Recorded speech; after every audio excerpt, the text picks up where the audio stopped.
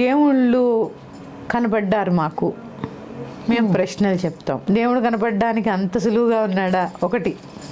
రెండవది, నిజంగా నీకు ఆత్మ సాక్షాత్కారం అయినప్పుడు, భగవంతుడు కనపడ్డప్పుడు ఈ భౌతిక చింతనలో ఉండమే, ఎక్కడో వెళ్ళిపోయి హాయిగా ఎందుకంటే ఇదంతా మిథ్యని అప్పుడు కదా అర్థమవుతుంది. భగవంతుడు మాట్లాడినప్పుడు, మనం మాట్లాడినప్పుడు మధ్యలో మాయ అనే పొర ఉంటుంది.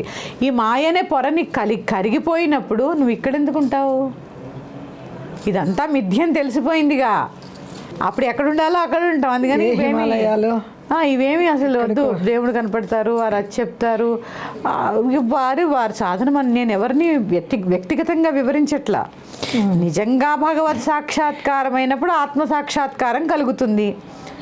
ఆత్మ సాక్షాత్కారం అయినప్పుడు భగవంతుడు కనిపిస్తాడు.